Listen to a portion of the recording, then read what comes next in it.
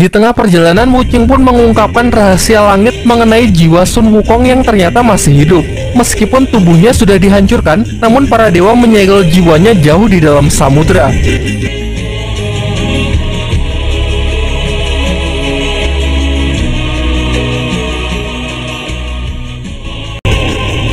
Singkat cerita, sampailah mereka di pesisir pantai Cina Selatan. Terlihat pilar-pilar raksasa yang digunakan sebagai alat untuk menekan kekuatan Sun Wukong, mencegahnya agar tetap tersegel. Berdiskusilah mereka untuk memutuskan siapa yang akan menyelam untuk membebaskan Sun Wukong. Biksu Tong dan Patke tak berpengalaman sedikit pun, apalagi Wuching yang merupakan siluman pasir yang tak tahu apa-apa soal laut. Namun Bailang bukanlah satu-satunya harapan, karena ternyata Aose juga sangat mahir dalam menyelam. Bahkan kekuatannya akan meningkat drastis jika ia berada di dalam air. Belum selesai membujuk Aose, mereka pun dikejutkan oleh kemunculan Raja Naga Laut Selatan beserta ketiga putranya berniat menghadang mereka. Terlihat Aose yang seakan menghindari pertemuan tersebut, karena terungkap kalau Aose punya masa lalu yang kurang menyenangkan dengan mereka. Diceritakan Aoi Long, putra sulung dari Raja Naga Laut Selatan, dahulu sering sekali membuli Aose saat masih kecil. Bahkan sekarang pun masih sama, ia merendahkan Aose dengan kata-kata kasarnya. Sedari dulu, Aose ini hanyalah pecundang yang tak berguna, bahkan sampai mendapatkan kutukan menjadi hewan peliharaan milik Biksu Tong. Mendengar hal itu sontak membuat Aose sangat marah. Ia pun kemudian mengeluarkan kekuatan terkuatnya untuk memulai pertarungan. Akan tetapi Biksu Tong mengambil alih pertarungannya dan menyuruh Aose agar fokus saja menyelam untuk menyelamatkan Sun Wukong. Sedangkan Bailang sudah lebih dulu masuk ke dalam air. Berbeda dari kebanyakan film Wukong yang menjadikan Biksu Tong sebagai beban, di sini diperlihatkan Biksu Tong dengan kemampuan fightingnya yang lumayan bisa diandalkan. Dengan cepat putra sulung dari Raja Naga bisa ia pukul mundur. Aose yang bergegas masuk ke dalam air sempat dihadang oleh Raja Naga. Raja Naga pun mencoba menyerang mentalnya dengan mengatakan bahwa Aose adalah aib bagi klan naga karena sikap liarnya. Beruntung dengan sigap pula Biksu Tong berhasil mengatasi Raja Naga sehingga Aose sukses masuk ke dalam air. Meskipun putri dari Raja Naga yang bernama Aoling bergegas menyusulnya. Di dalam air, Bailang sempat panik karena sudah banyak prajurit Istana Naga yang menghadangnya. Di saat itu juga Aose muncul membantu dan berhasil mengalahkan mereka semua.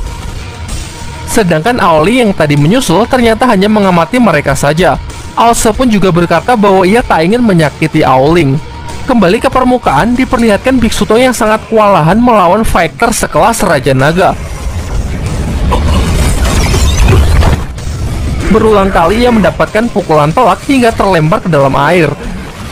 Wuching pun tak tinggal diam, segera bergerak cepat untuk menebang pepohonan di sana, lalu melemparnya ke Biksu Tong untuk dijadikan sebagai pelampung, mengingat Biksu Tong yang tak bisa berenang.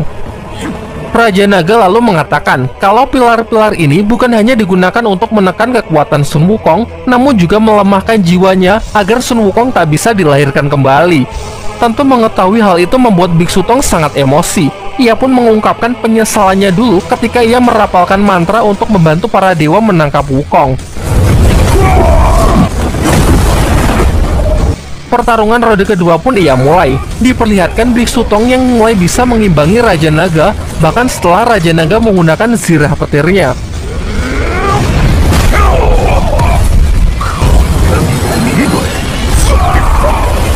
Memaksanya menggunakan wujud naga demi mengalahkan Biksu Tong. Di waktu yang bersamaan, Patke juga tengah serius bertarung melawan putra kedua dari Raja Naga. Tiba-tiba terlihat satu persatu pilar di sana yang mulai runtuh. Dan benar saja, karena di dasar laut, Aose berhasil menjalankan rencananya menghancurkan pilar-pilar tersebut. Sementara Bailang yang sama sekali tak bisa membantu, diberitahu Aose kunci untuk menggunakan kekuatan roh naga Yuzong yang ada di dalam dirinya.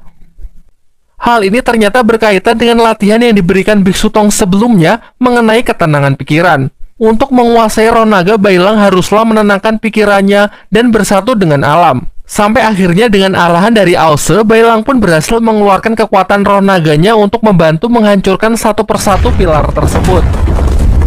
Melihat kekuatan Bailang sedikit mengingatkan Aose dengan sosok Yuzong yang dulu memiliki hubungan dengannya.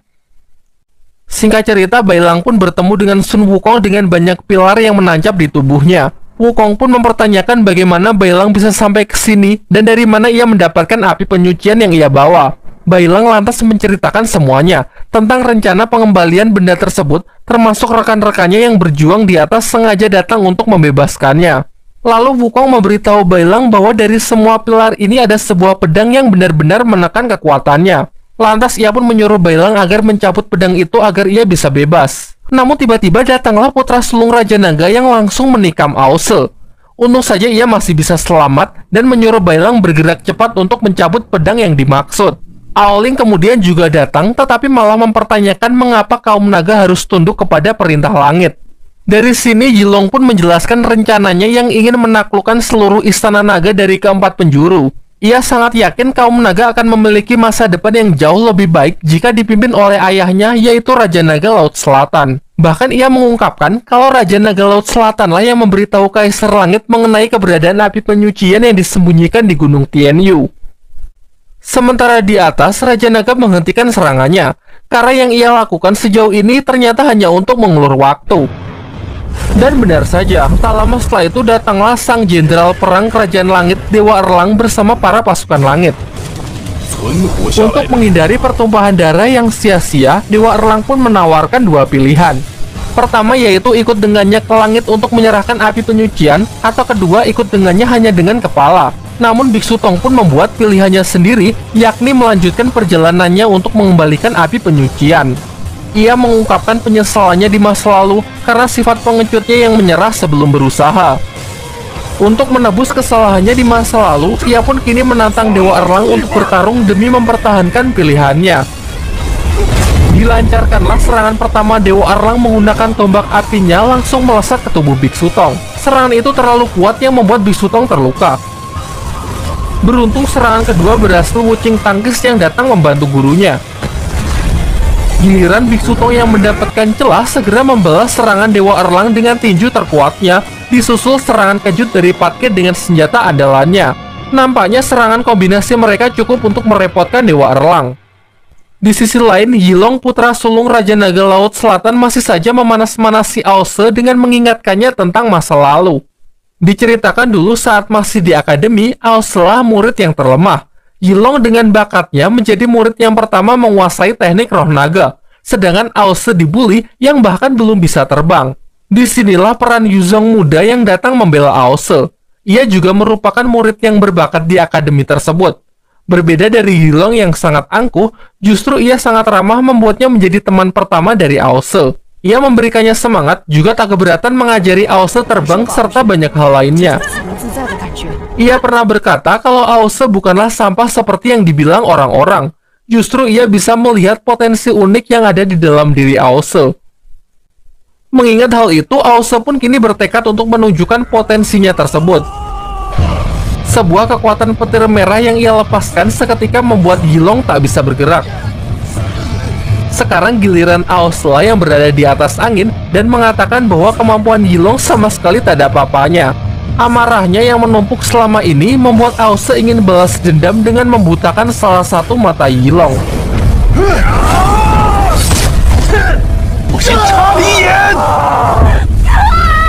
Namun tiba-tiba datanglah kakak Ao-Se yang merupakan putra sulung dari Raja Naga Laut Timur untuk menghentikannya. Sementara itu pertarungan di atas masih berlangsung sangat sengit.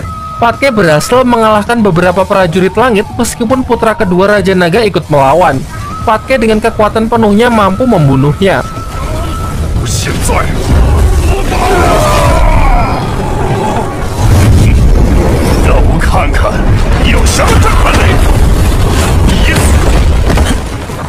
Namun sayangnya Biksu Tong benar-benar bukan tandingan dari Dewa Erlang.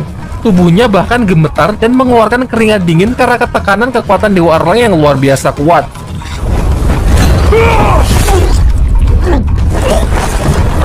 Di sisi lain, Bailang berhasil menemukan pedang segel persis seperti yang dikatakan oleh Sun Wukong. Sekuat tenaga, Bailang pun berusaha mencabut pedang tersebut sehingga akhirnya jiwa Wukong pun bisa terbebas. Namun meskipun begitu, Sun Wukong yang sekarang hanya berbentuk roh saja. Menyadari kejadian di atas yang sangat kacau, ia pun meminjam tubuh Bailang. Di waktu yang bersamaan, Biksu Tong yang telah mencapai batasnya sebentar lagi akan dihabisi oleh Dewa Erlang. Untung saja Sun Wukong datang tepat waktu dengan wujud kera raksasanya. Ia kemudian memberikan serangan-serangannya untuk memukul mundur Dewa Erlang. Lalu ia menemui Biksu Tong. Terlihat para adik seperguruannya yang sangat senang melihat kakaknya telah kembali. Walaupun begitu, Wukong tak bisa menahan amarahnya kepada Biksu Tong yang kala itu malah membantu para dewa. Andai saja saat itu mereka mau bekerja sama, mereka bisa kabur meninggalkan Istana Langit.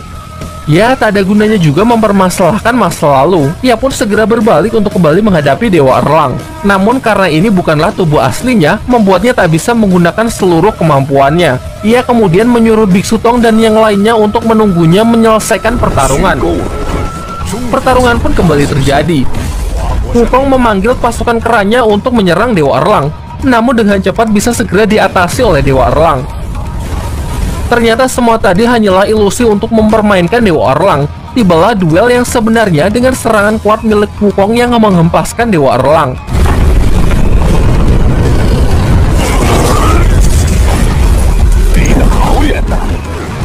Berulang kali mereka pun saling jual beli serangan.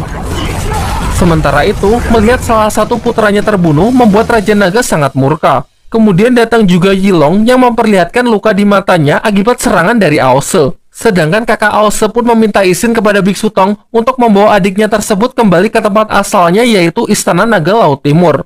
Meskipun sempat menolak, akhirnya Biksu Tong pun membiarkannya mengingat ini adalah urusan keluarga.